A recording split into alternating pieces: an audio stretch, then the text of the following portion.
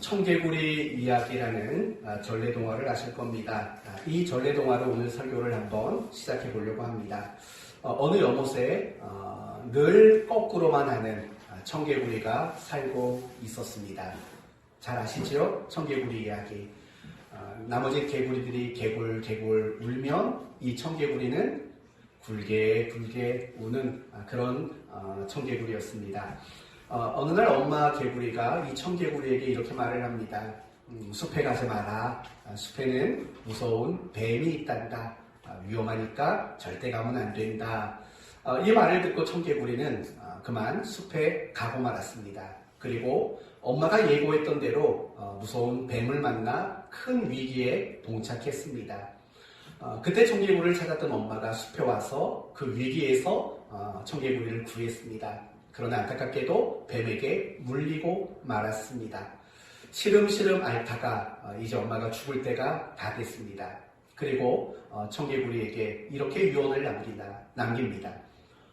이 엄마가 죽거든 냇가에 무덤을 만들렴이라고 유언을 남깁니다. 그리고 죽었습니다.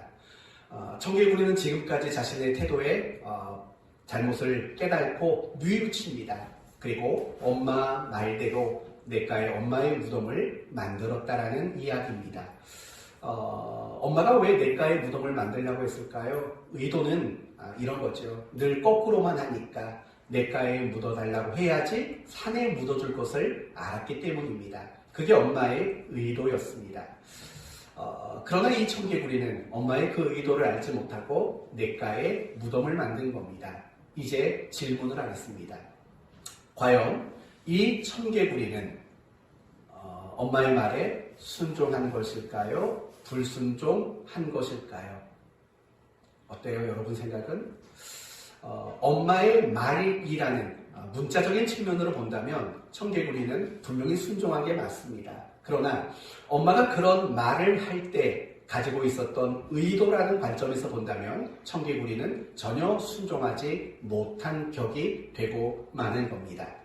오늘 본문도 사실은 같은 이야기를 소개하고 있습니다.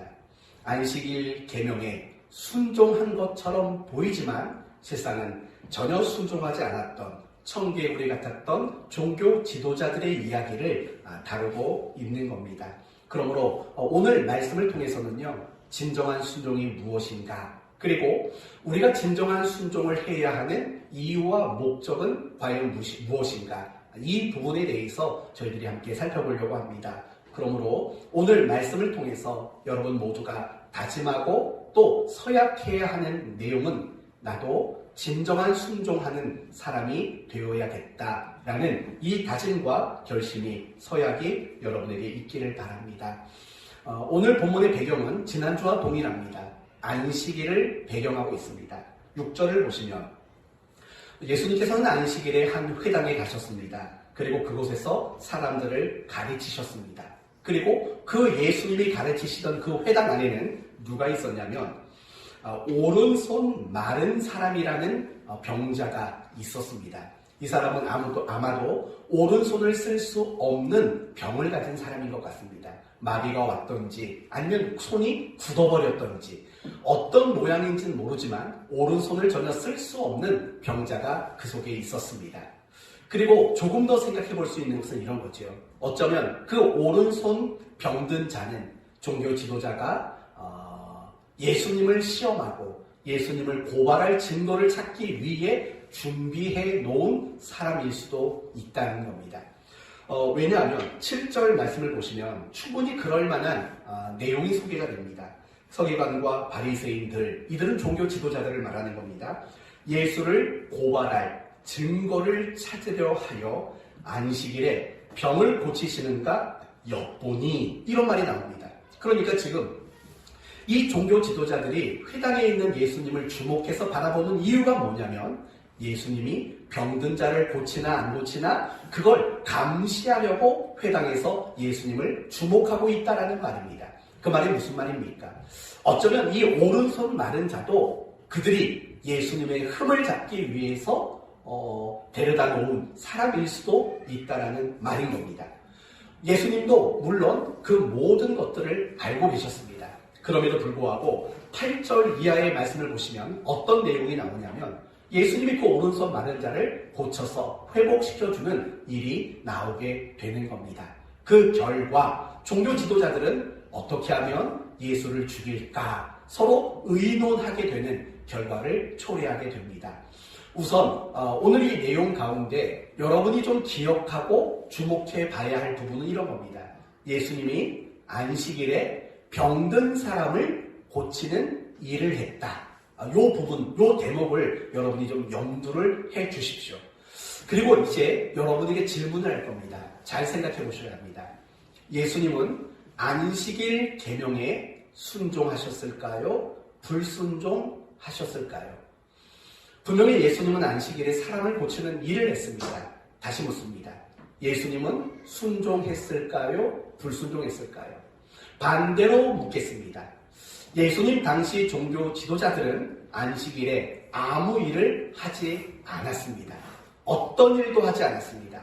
그렇다면 그들은 안식일 계명에 순종한 것일까요? 불순종한 것일까요? 마음으로 답을 좀 정하셨습니까? 어때요? 정했어요? 마음으로? 아직 못 정했어요? 네, 시간 좀 드릴게요. 우리 내용이는 정했나요?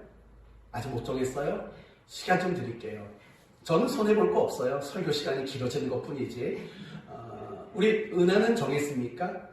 정은아. 네. 저도 지금 막 헷갈려요. 네. 은하는 정했나요? 정했어요? 잘했어요. 우리 지우기는 정했습니까? 좋아요. 우리 희미는? 우리 현우는? 정했습니까? 정했을 수밖에 없죠. 일부 예배도 중간에 와서 들었으니까. 열외. 그래요. 그럼 우리 정은아 청년은 어떻게 답을 내리셨어요? 예수님은 순종했을까요? 불순종했을까요? 순종했다고요? 우리 구지육 청년은요? 순종했다고요? 희민은요? 불순종. 그래요. 이야기가 이렇게 갈려야지 또 할 맛이 나지요. 그쵸? 그래요. 답은 다 둘 중에 하나예요. 예수님이 안식일 계명에 순종했는가, 불순종했는가. 답은 둘 중에 하나. 종교 지도자들, 그들은 순종했나, 순종하지 않았나. 답은 하나입니다. 그런데 답은 지금 내드리지 않을게요. 답은 나중에 여러분에게 말씀을 드리도록 하겠습니다. 이 부분을 이제 살펴봅시다. 그렇다면 4계명, 안식일 계명은 뭡니까? 안식일을 기억하여 거룩하게 지키라는 거예요. 그러면 이 안식일을 지키는 방법이 뭐지요? 방법. 어떻게 안식일을 지키라고 방법이 표기가 되어 있어요. 방법이 뭘까요? 크게 두 가지예요. 엿새 동안은 너희가 힘써 일하고. 그게 안식일을 지키는 방법이에요. 6일 동안은 정말 열심히 일해야 돼요. 만약에 여기 학생들 중에서요. 6일 동안 내가 열심히 공부 안 하고 교회 나왔다. 그거는 예배를 제대로 지키는 게 아니에요. 6일간은 직장인이면 직장에서 열심히, 사업하는 사람은 사업의 자리에서 열심히, 공부하는 사람은 공부하는 데에서, 가정주부라면 그 가정주부의 자리에서 6일간 열심히 해야 돼요. 그래야 정말 주의를 지키는 올바른 개념이 성립되는 거예요. 그게 첫 번째예요. 엿새 동안은 힘써 일하고.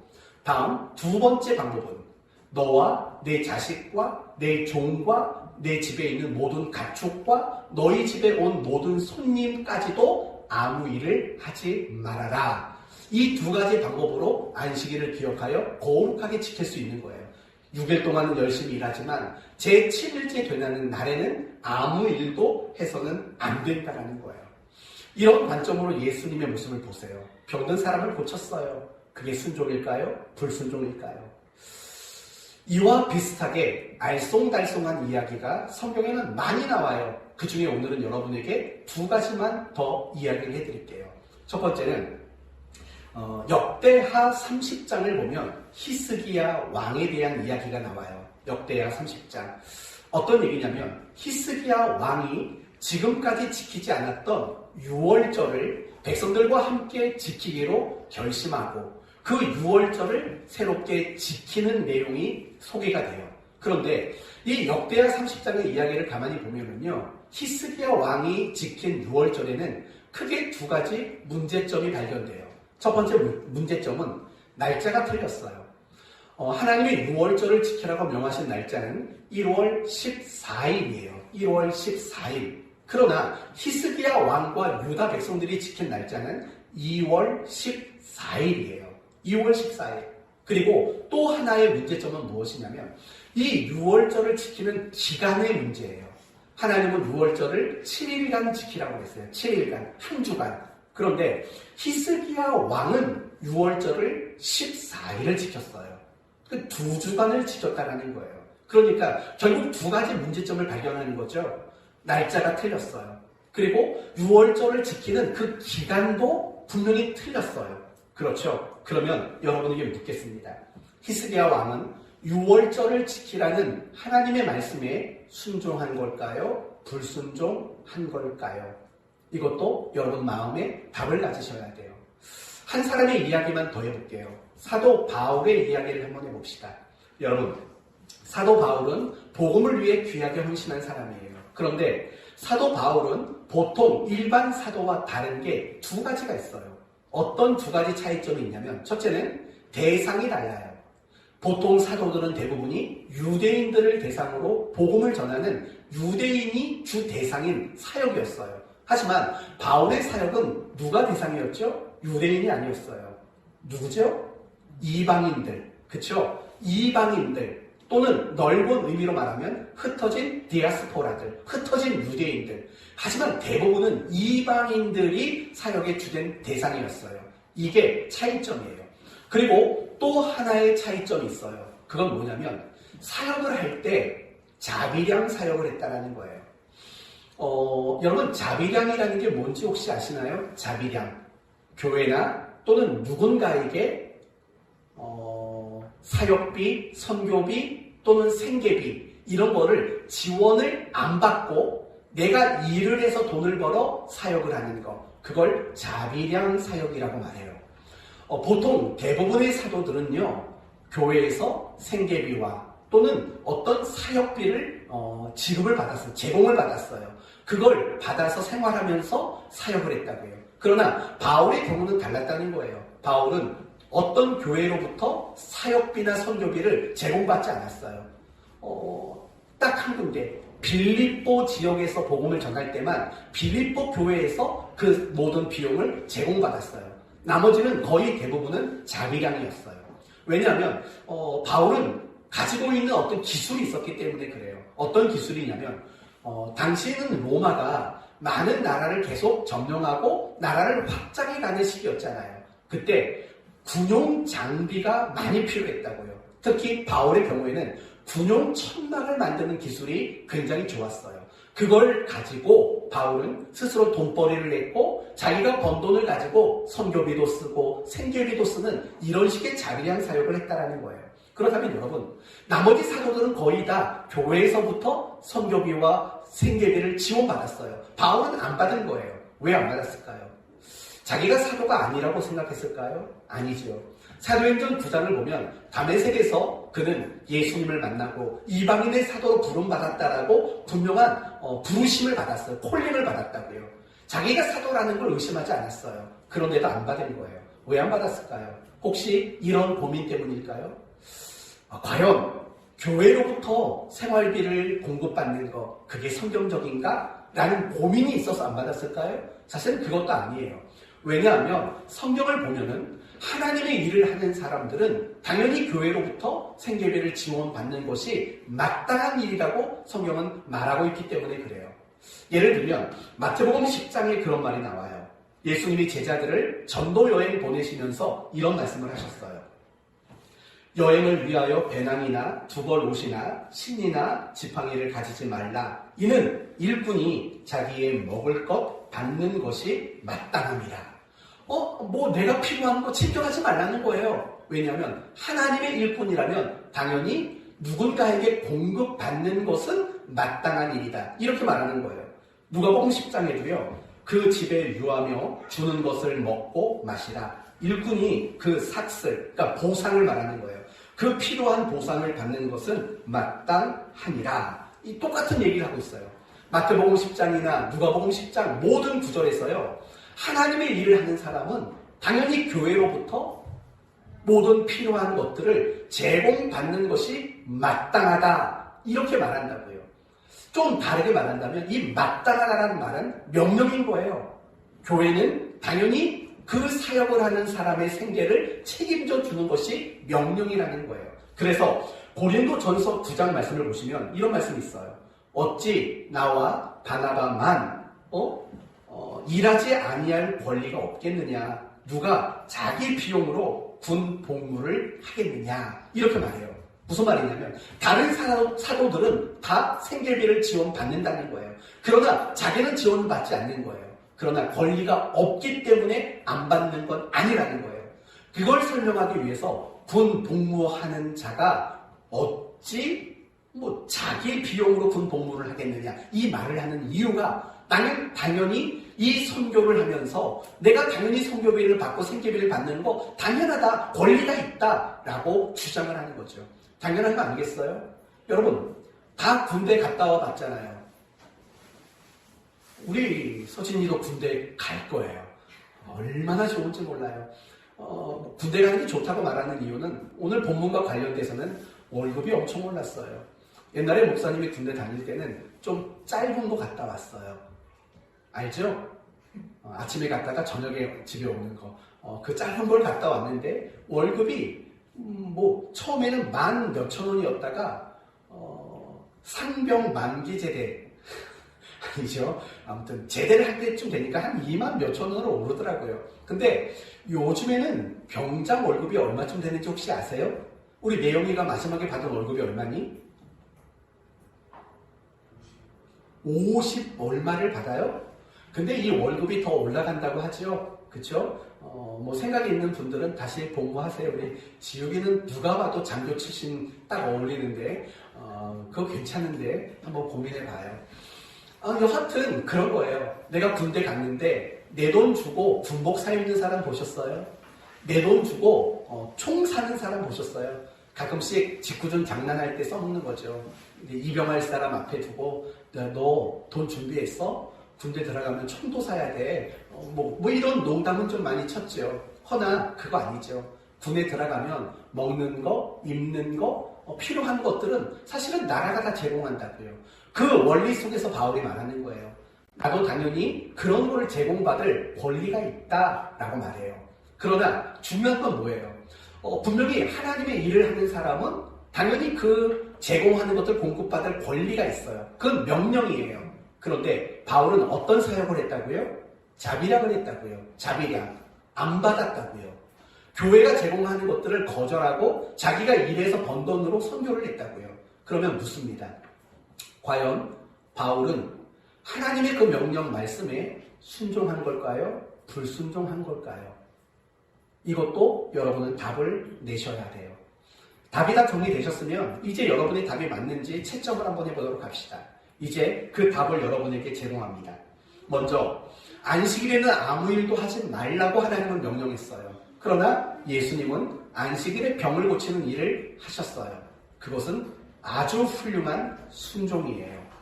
또 두 번째, 히스기야 왕은 한 달이 지나서 2월 14일에 6월절을 지켰고 7일을 지켜야 하는 것을 14일로 연장해서 지켰어요. 하지만 히스기야의 그 모습은 훌륭한 순종이에요. 또 하나님의 일을 하는 사람은 교회로부터 필요한 것들을 제공받을 권리가 있고 명령함이 있어요. 그러나 바울은 안 받고 자비량했어요. 그러나 바울은 아주 훌륭하게 순종했어요. 이게 답이에요. 여러분의 마음속에 예수님이든 아니면 히스기야 왕이든 아니면 바울이든 그들이 순종이냐 불순종이냐의 문제를 가지고 순종이라고 마음을 먹었다면 여러분은 정답이에요.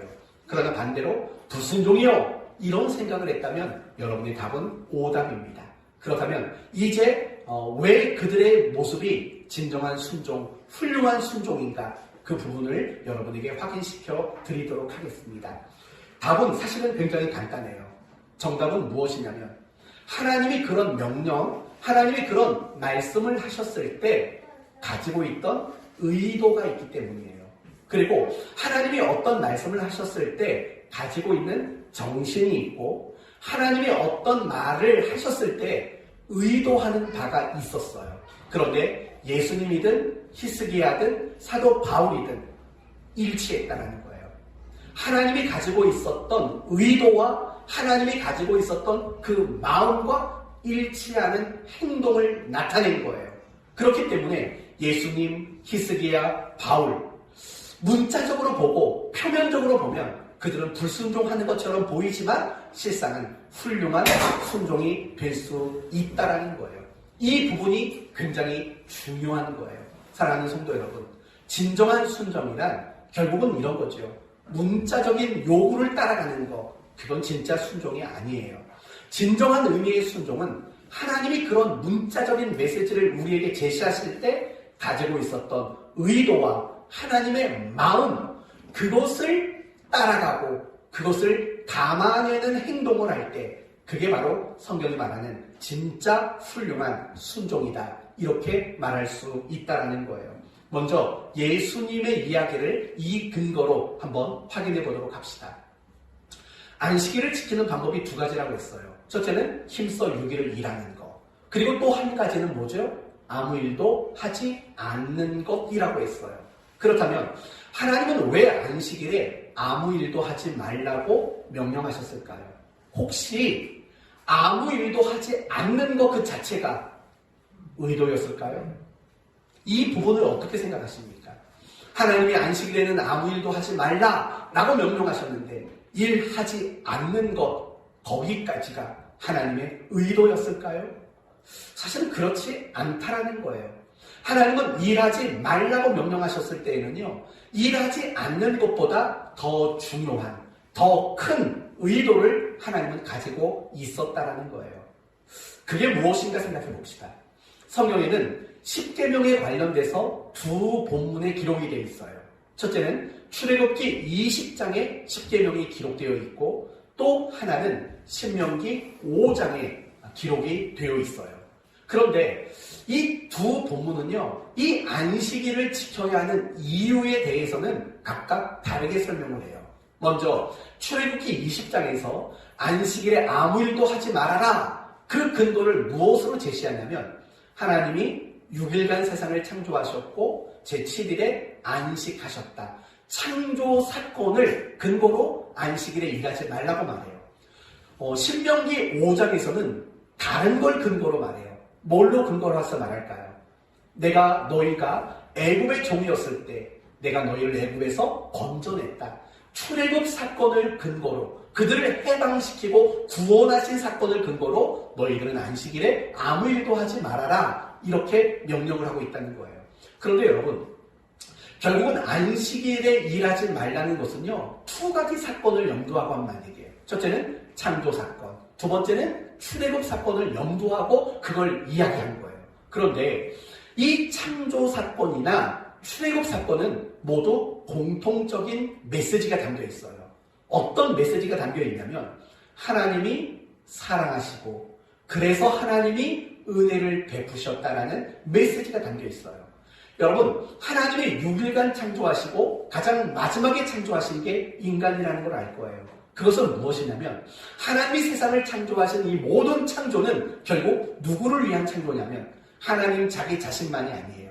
인간을 위한 창조였다라는 거예요. 그러니까 이 창조 사건은 결국은 하나님이 아담과 하와 그리고 그 속에 담겨있는 우리 모든 인간을 향해 사랑하시고 은혜 베풀어 주시는 분이라는 메시지가 사실은 그 창조 사역 속에 담겨져 있는 거예요. 출애굽 사건도 마찬가지예요. 애굽 땅에 노예 생활을 하던 그들을 구원해내서 자기 백성 삼았다고요. 그걸 무엇으로 설명할 수 있어요? 하나님이 그들을 무조건적으로 사랑했고 그래서 그 사랑에 기인하여 그들에게 은혜를 베푸신 사건이라고 말할 수 있다는 거예요. 바로 그거예요. 하나님이 왜 안식일에 아무 일도 하지 말라고 말했을까? 하나님이 우리를 사랑하시고 우리에게 은혜 베풀어 주시는 분이라는 것을 깨닫고 그 하나님에게 사랑과 예배로 고백을 드리라는 거죠. 일하지 않는 것 자체가 최종적인 의도가 아니라고요. 일하지 않는 것에 멈추는 게 아니라 일하지 않음으로 자기들을 향해 하나님이 사랑과 은혜를 베풀어 주시는 것에 감사함으로 예배를 드리는 일을 하라는 것. 바로 그게 일하지 말라는 하나님의 진짜 의도라는 거죠. 그리고 더 나가서 하나님이 노예였던 그들을 애굽에서 건져내신 것처럼 하나님이 사랑을 베푸시고 하나님이 은혜를 베푸시는 그 일에 동참하는 일을 하라고 안식일에 아무 일도 하지 말라고 명령하신 거죠. 여러분,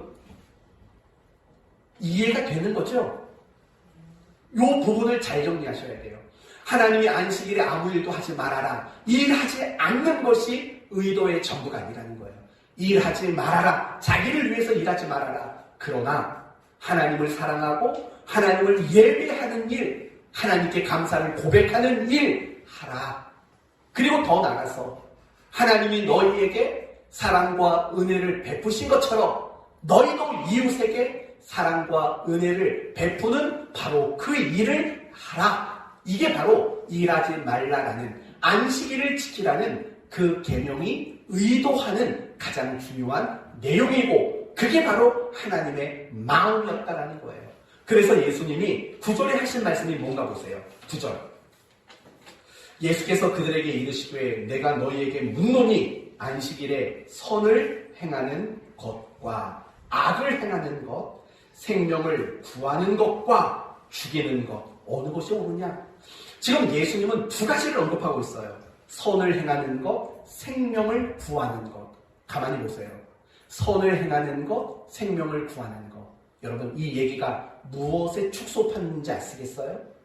선을 행하는 것, 그건 창조사역이에요. 하나님이 보시기에 심히 좋았더라 라고 말할 때 그 좋았더라가 선이에요. 선. 하나님께 감사하고 그 하나님을 예배하는 중심이 선이라고요. 그리고 애굽 땅의 노예였던 그들을 건져내는 것, 바로 그들의 생명을 건져내셨던 일이라고요. 그러니까 지금 예수님은 바로 그걸 말하는 거예요. 안식일이 의도한 바는 단지 일하지 않는 게 아니다. 하나님의 창조 속에서, 창조 사건 속에서 나타난 선, 그걸 내가 실천하고 하나님이 출애굽 사건 속에서 보이셨던 생명 구하는 그 일, 내가 그 일을 하는 것, 그게 바로 안식일을 지키는 진정한 하나님의 의도란다. 예수님이 바로 이 말씀을 하고 있다는 거예요. 그렇기 때문에 지금 예수님은 비록 안식일에 병을 고치는 일을 하셨지만 그게 훌륭한 순종일 수밖에 없었던 이유는 일하지 말라고 말씀하신 그 하나님의 의도를, 마음을 담아내고 따라갔기 때문에 그게 순종이라는 거예요. 그러나 반대로 생각해봐요. 종교 지도자들은 안식일에 정말 아무것도 안 했어요. 제가 지난주에 말했죠. 불 끄지 마라, 불 켜지 마라, 반죽하지 말아라, 음식하지 말아라, 물건 옮기지 말아라, 아무튼 온통 하지 말아야 할 것들을 얼마나 열심히 잘 지켰는지 몰라요. 왜 그들이 하지 말 것을 잘 지켰을까요? 아무것도 일하지 말라고 분명히 그 방법을 성경이 제시하기 때문이에요. 그래서 그들은 정말 아무 일도 안 했어요. 그러나 그들이 아무 일도 하지 않은 그것이 순종이 될 수가 없어요. 왜냐하면 일하지 말라고 말씀하셨을 때의 가졌던 가장 중요한 의도를 따라가지 않으니까, 그걸 담아내지 않으니까 그건 순종이 될 수가 없었다라는 거예요. 히스기야 왕도 사실은 마찬가지 케이스인 거예요. 비록 우리가 겉으로 보기에는 히스기야는 유월절을 잘못 지켰어요. 날짜도 한 달이나 늦게 지켰고 7일을 지켜야 되는데 14일을 지켰다고요. 근데 그게 훌륭한 순종일 수밖에 없었던 이유는 하나님이 유월절을 지키라는 의도를 따라갔고 하나님이 유월절을 지키라고 말씀하셨을 때 가졌던 마음을 담아냈기 때문이라는 거예요. 그러면 유월절은 도대체 왜 지키라고 하나님이 명령하셨을까요? 여러분, 유월절을 처음 지킨 게 성경 어디에 나오나요? 이거 맞추시는 분에게 커피 하나 보내드릴게요. 유월절을 가장 먼저 지킨 성경이 어디죠? 네?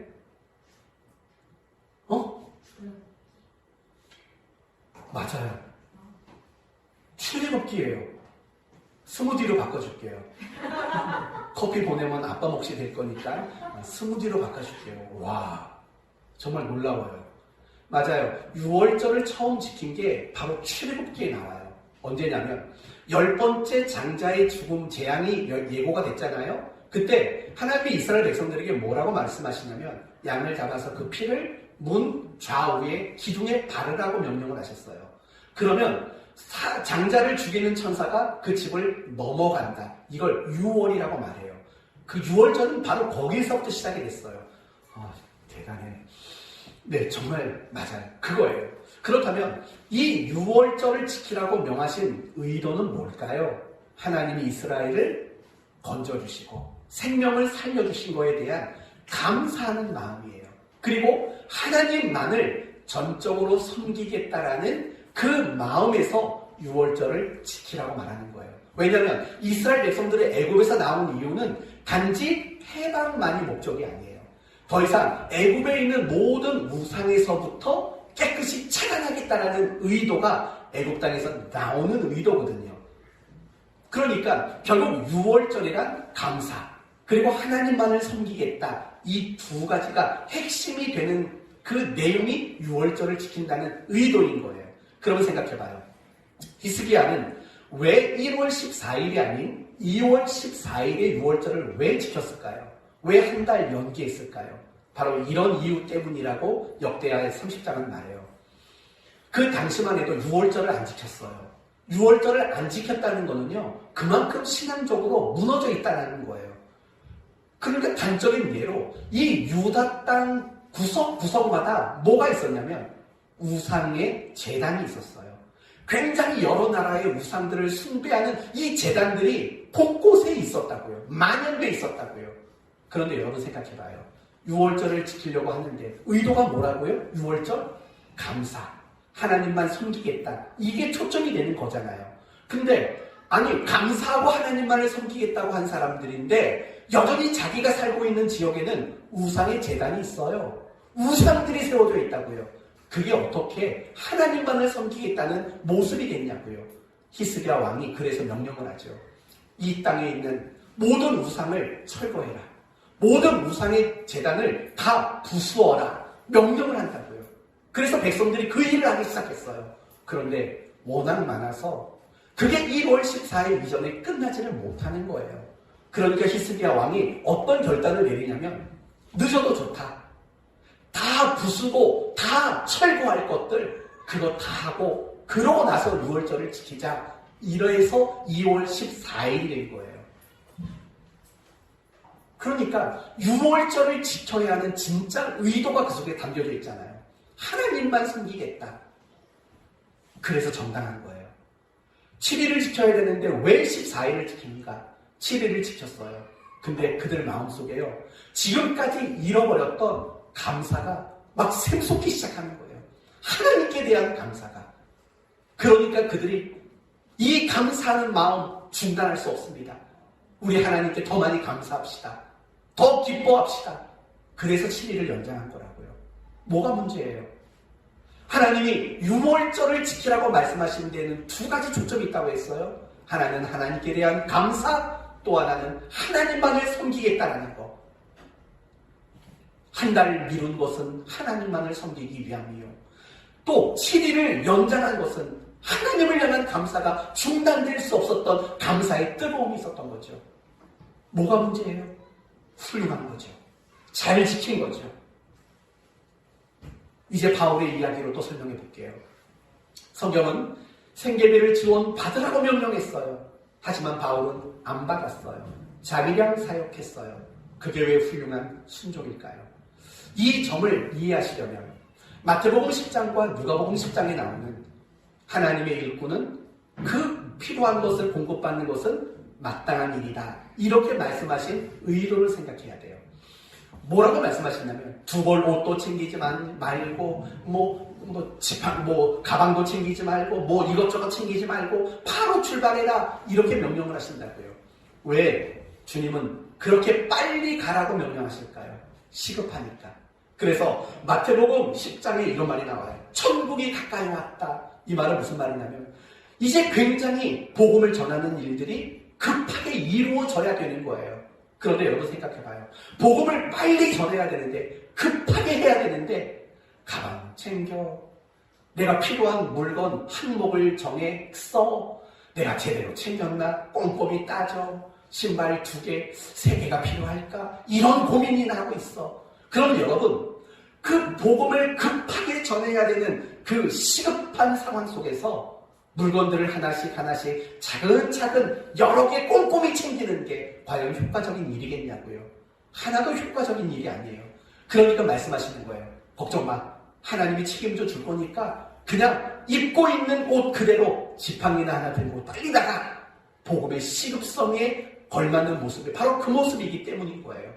그래서 하나님의 일을 하는 사람에게 먹을 걸 누군가가 공급하는 건 당연하다. 그렇게 말씀하신 의도는 복음의 효율성, 복음을 효과적으로 전하기 위한 의도가 그 속에 담겨져 있다는 거예요. 그게 사실은 바울의 입장에도 자비량 사역에도 똑같이 적용이 되어 있다는 거예요. 여러분, 오늘날의 경우는 좀 다르겠지요. 예를 들면 이런 거예요. 오늘날은요, 목회자들이 교회에서 생활비를 공급받아요. 반대로 생각해봐요. 바울도 그랬으니까 저도 교회에서 생활비 안 받겠습니다. 제가 일 다니겠습니다. 쿠팡 최대 4,800만 원 뭐 맨날 광고 뜨는데, 만약에 목회자가요 일을 하고 직장 생활을 하면서 목회를 한다면 과연 효과적인 목회가 될까요? 안 된다고요. 교회에서 생활비를 지원받아서 목회를 해야지 목회가 더 효과적이에요. 하지만 바울의 경우는 사실은 많이 달라요. 왜냐하면 바울이 주로 사역을 했던 곳이 어디냐면 이런 곳이에요. 데살로니가, 아덴, 고린도, 베레아, 이런 지역에서 주로 사역을 했다고요. 그 지역의 공통점이 뭔지 아세요? 헬라 도시예요. 다시 말하면 철학의 도시들이라고요. 그리고 그 철학의 도시 안에는요, 철학적 사고방식을 강연하는 걸 통해서 먹고 사는 사람들이 굉장히 많았던 곳이에요. 그러니까 강연을 해주고 돈을 받아요.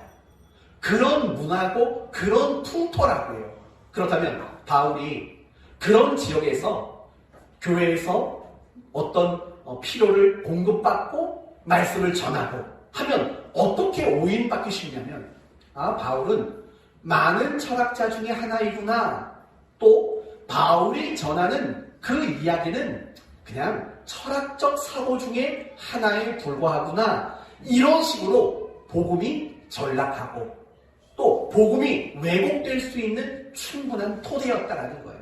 그러니까 바울이 그거 알고 있는 거죠. 아니까 내가 복음을 전하면서도 교회로부터 누군가로부터 어떤 것도 제공받지 않은 거예요. 복음을 효과적으로 전하기 위한 목적이었다라는 거예요. 그렇다면 여러분, 성경에서 하나님의 일을 하는 사람은 당연히 그 필요한 것을 제공받아야 한다라는 그 명령은 단지 교회가 목회자 월급 줘라는 의도가 아니라고요. 그거보다 더 중요한 의도는 뭐냐면, 목회자가 목회를 효과적으로 할 수 있도록 하겠다라는 의도가 그 속에 있는 거라고요. 바울의 자비랑도 마찬가지예요. 바울이 어떤 권리가 없어서 이런 것들을 제공받지 않은 게 아니에요. 받을 수 있는 권리가 있어요. 그러나 거절한 것은 자신이 전하는 그 복음, 하나님의 나라의 메시지가 효과적이기를 원했던 거예요.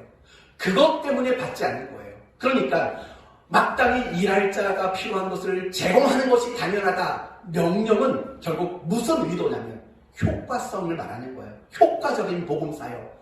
그게 가장 중요한 의도였던 거예요. 그러니까 바울이 그 생계비를 받지 않고 자기가 한 것은 겉으로 보면, 문자적으로 보면 그건 불순종이에요. 하지만 하나님의 의도, 하나님의 마음을 따라간다면 그 바울이 자비라는 것은 너무 훌륭한 순종일 수밖에 없다라는 거예요. 사랑하는 성도 여러분, 이제 아시겠어요? 진정한 순종이란 문자적인, 내 눈에 보이는, 내 시각에 보이는 문자를 따라가는 게 순종이 아니라고요. 또 내 귀에 들리는 청각적인 언어를 따라가는 게 순종이 아니라고요. 성경이 말하는 진정한 순종이란 하나님이 어떤 말씀을 주셨을 때 가지고 계신 의도, 그리고 하나님의 마음, 하나님의 정신, 이런 것들을 따라가고 그런 걸 담아내는 행동이 나타날 때 그게 사실은 성경이 말하는 진정한 의미의 순종이다. 이렇게 이야기할 수 있는 거죠. 그러나 반대로 종교 지도자들은 안식일에 정말 손끝 하나 까딱하지 않았어요. 일하지 않았다고요. 그러나 그럼에도 불구하고 그들은 순종이 아닐 수밖에 없는 것은 하나님이 일하지 말라고 말씀하신 의도, 그 마음, 그걸 하나도 따라가지 않았고 하나도 그들의 삶에 그것을 담아내지 못했기 때문이라는 거예요. 그러나 많은 성도들은요, 어떤 문자적인 거, 살인하지 마라, 간음하지 말아라, 도둑질하지 말아라, 그 문자적인 것을 지켰다는 것을 가지고 자기가 순종을 했다고 착각하는 사람들이 너무 많다고요. 순종 너무 잘해요. 이런 식으로 자랑한다고요. 아니에요. 마태복음 19장을 보시면 한 부자 청년의 이야기가 소개가 돼요. 어느 날 부자가 예수님의 제자가 되겠다고 나왔어요. 그리고 예수님에게 이렇게 물어봤어요. 어떻게 해야 영생을 얻을 수 있습니까? 예수님은 이렇게 대답했어요. 계명들을 지켜라. 그러자 부자 청년은 또 이렇게 질문했어요. 어떤 계명을 지키면 좋겠습니까? 그러자 예수님은 내 부모를 공경하며 살인하지 말며 간음하지 말며 도둑질하지 말며 거짓 증거하지 말며 이웃에 대하여 이웃의 것을 탐내지 말아라. 5에서 10번째 계명을 이야기했다고요. 그랬더니 이 부자 청년이 기다렸다라는 듯이 이렇게 얘기해요. 예수님, 저는 이 모든 것을 다 지켰습니다. 더 이상 뭐가 부족합니까? 이렇게 대답을 한다고요. 여러분, 이 말은 어떤 것을 우리에게 표현해 주냐면 이 부자 청년은 말씀대로 다 뭐 했다고 생각하는 거예요. 순종했다고 생각하는 거예요. 그러자 예수님이 이렇게 말씀하셨어요. 그러면 네가 가지고 있는 모든 재산을 팔아 가난한 자들에게 나누어 주고 그 후에 나를 따라오렴. 이런 말씀을 하셨다고요. 그러자 이 말을 들은 부자 청년은 조용히 사라져요. 다시는 예수님께 오질 못해요. 여러분, 이 이야기가 왜 중요한 줄 아세요? 부자 청년은 자기가 많은 걸 가지고 있음에도 불구하고 그걸 가난한 자들에게 줄 마음은 없었던 거예요. 다르게 말한다면 이웃을 사랑할 마음이 없어요. 하나님이 우리에게 은혜 주시고 우리를 사랑하신 그 일에 동참할 마음이 없는 거예요. 그렇다면 과연 그 부자 청년은 스스로 자부심을 갖고 얘기했죠. 다 지켰나이다. 과연 그게 순종이라고 말할 수 있을까요? 적어도 그건 순종이 아니라는 거예요. 여러분이 이 자리에 나와 예배를 드려요. 그러나 하나님께 예배하라는 의도와 마음을 따라가지 않고 산다면 이 예배는 진짜 순종이 되지 못해요. 여러분이 교회에서 어떤 봉사를 하고 어떤 직분을 가지고 어떤 일을 할 때 그것을 의도하시고 그곳 가운데 하나님이 어떤 마음을 담아주신 그것까지 채우지 않는다면 여러분이 아무리 가시적으로 무엇인가를 표면적으로 무엇인가를 잘한다 할지라도 그건 결코 순종이 될 수 없다라는 거예요. 우리는 이걸 잊지 말아야 돼요. 정말 하나님이 우리를 향해 보시는 건 마음이고 중심이라는 거 아시잖아요. 하나님은 우리의 겉모습에 속지 않는 분이라는 거 알고 있잖아요. 하나님은 우리의 마음을 보고 우리의 중심을 봐요. 왜 그걸 볼까요? 그게 진짜니까. 그게 그 사람의 진정한 의도고 그게 정신이고 마음이니까. 사랑하는 성도 여러분, 여러분에게 한 가지 제안을 드립니다. 여러분 자신을 좀 점검해 보세요. 나는 정말 순종하는 그리스도인의 삶을 나는 지금 살고 있는가? 정말 점검하셔야 돼요. 문자적으로, 어떤 가시적으로 뭔가를 한다고 나는 지금 순종한다고 착각하거나 오해하는 분들이 없었으면 좋겠어요. 그리고 중요한 것은요, 여러분이 집에서 성경을 스스로 읽을 때나 아니면 교회에 나와서 목회자를 통해서 설교를 들을 때나 이런 고민을 늘 가지셔야 돼요. 내가 나타내야 되는 순종은 과연 뭘까? 하나님이 이 말씀을 나에게 들려주셨는데 이 말씀을 통해 나에게 정말 의도하고 계신 건 뭘까? 도대체 내가 어떤 마음을 담아내기를 하나님은 바라고 원하실까? 이 고민을 사실 우리는 끊임없이 할 수 있어야 돼요. 그래야 우리가 진정 순종하는 사람이 될 수 있지 않을까요? 더 이상 스스로 속지 않았으면 좋겠고 남을 속이지 않는 우리가 됐으면 좋겠어요. 나는 순종하고 있어. 여보시오, 나는 순종하고 있어. 이렇게 스스로 남을 속이는 일들 없었으면 좋겠어요. 정말 하나님이 나에게 바라시는 대로 그 의도를 따라가고 그 정신과 하나님의 그 마음을 담아내는 그런 의미에 순종하는 사람이 되어야 하지 않을까요? 여기서 한 가지 더 중요한 이야기로 나가봅시다. 그럼 도대체 우리는 왜 순종을 해야 할까요? 하나님은 왜 자꾸 우리한테 순종하라고 말씀하실까요? 과연 그 이유가 뭘까요? 대부분의 성도들은 이렇게 배웠어요. 순종해야 복을 받지. 대부분의 성도들은 그렇게 배워왔다고요. 물론 틀린 말은 아니에요. 그러나 순종하면 복을 받는다. 순종하면 행복하다. 순종하면 삶이 안전하고 평안하다. 여러분, 이게 가장 궁극적인 목적은 될 수가 없어요. 여러분에게 늘 강조하는 게 그거잖아요. 제발 신앙생활할 때 방법과 목적을 혼돈하지 말라고. 제발 그런 걸 헷갈려 하지 말라고 여러분에게 늘 자주 얘기하잖아요. 무슨 말인지 아세요? 이런 말이에요. 우리는 주일날 교회 가서 예배 드리기, 성경 하루에 3장 읽기, 하루에 30분씩 기도하기, 교회에서 뭔가 봉사하기. 사실은 이런 것들을 목표로 삼는다고요. 근데 이거는 목표가 될 수가 없는 영역들인 거예요. 그것은 하나님이 우리에게 제시하시는 진짜 목표로 가기 위한 방법에 불과한 것들이에요. 예배하는 거, 말씀 보는 거, 기도하는 거, 봉사하는 거, 그거는 방법이지 목표가 될 수 없는 것들이라고요. 그런데 순종도 마찬가지예요. 순종하는 거 그 자체가 내가 복을 받고 내가 평안하게 살아가는 거 그 자체가 목표가 될 수가 없는 거예요. 그러면 하나님은 왜 우리에게 순종을 요구하실까요? 우리는 왜 순종하려는 이유와 목적을 왜 가져야 될까요? 바로 그것은 이런 거예요. 순종이야말로 우리에게 하나님을 채워가는 유일한 방법이기 때문에 그래요. 다시 말하면 우리 안에 하나님을 채우도록 하기 위해서 하나님은 순종을 요구하시는 거예요. 그렇기 때문에 이 부분은 잠시 후에 좀 더 설명을 드릴게요. 그렇기 때문에 우리가 순종을 하려고 하는 이유와 목적도 하나님을 채우는 것, 내 삶에 채우고 내 인생의 하나님을 충만히 채우는 것, 그게 순종의 최고 중요한 이유이고 목적이 되어야 하는 거예요. 그래서 에베소서 3장 19절에 이런 말이 나와요. 그 너비와 길이와 높이와 깊이가 어떠함을 깨달아. 그러니까 하나님을 깨달아라고 말하는 거예요. 그 방법은 뭐냐면 순종이에요.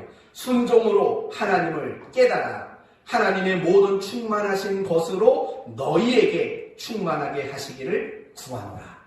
우리가 하나님의 충만하심을 깨달아 아는 방법이 순종인데 그걸 통해서 하나님을 아는 이유는 그 하나님을 내게 충만히 채우기 위함이다. 이렇게 말하는 거예요. 다르게 말하면 오늘 찬양이 오늘 설교의 결론이에요. 하나님의 마음을 내 마음에 채우고 하나님의 인격을 내 인격에 채우고 하나님의 성품을 내 성품에 채우는 것, 그걸 위해서 우리는 순종한다는 거예요. 그러면 순종하면 복은 못 받아요? 아니요. 복은 주시겠죠. 순종 안 하면 벌을 주시겠죠. 그러나 복, 벌, 그 자체가 목적은 아니에요. 순종하는데 복을 주시는 이유는 그래야지만 하나님을 내 안에 더 채우니까. 순종 안 하면 벌을 주시는 이유는 순종 안 하면 하나님을 내게 채울 수 없으니까.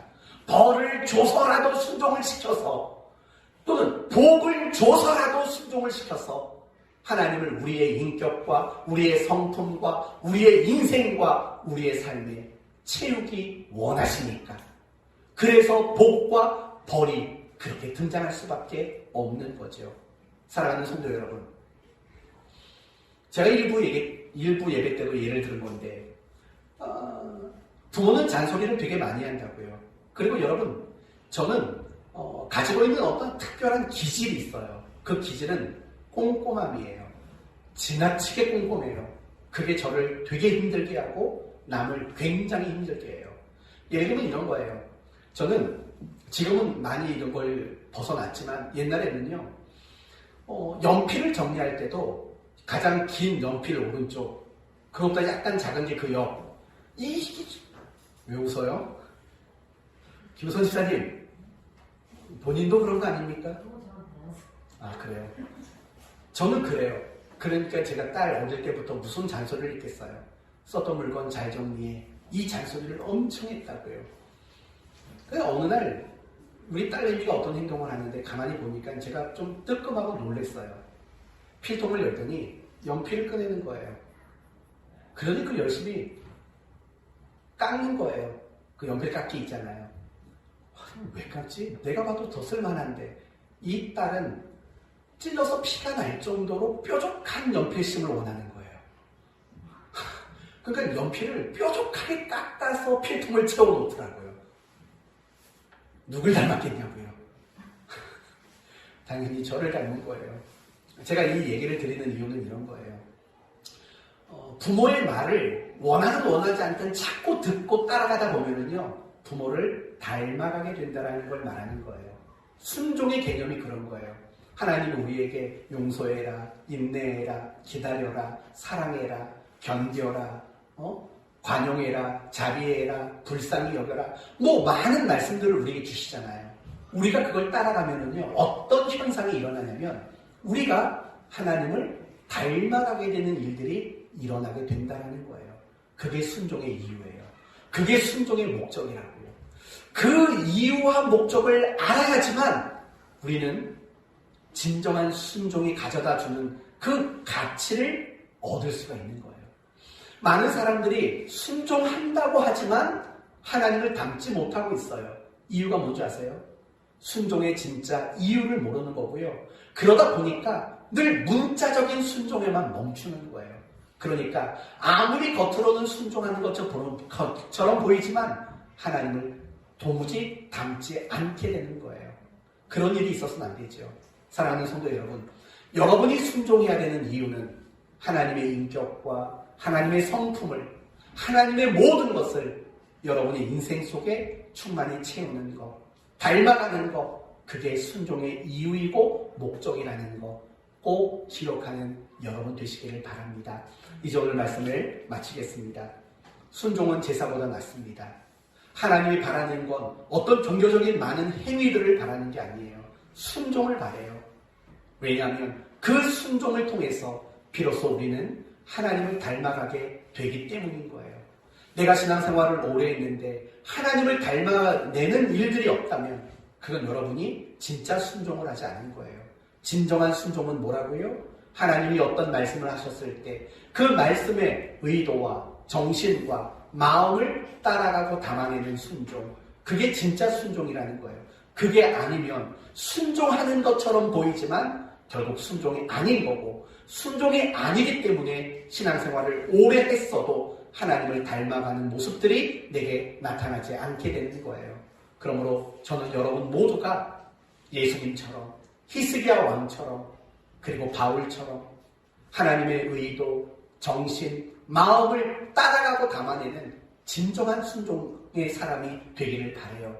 그래서 그 여러분의 모습 속에 더 하나님이 충만히 채워져서 누군가 여러분을 볼 때마다 하나님을 보게 만드는, 그래서 그런 여러분을 통해서 선을 행하고 생명을 살려내는 일들을 하나님이 여러분을 통해서 해내게 되는 일들이 일어나기를 바라요. 이 한 주간 진정한 순종으로 하나님을 여러분에게 채워 넣는 한 주간 되시기를 예수님의 이름으로 축원드립니다.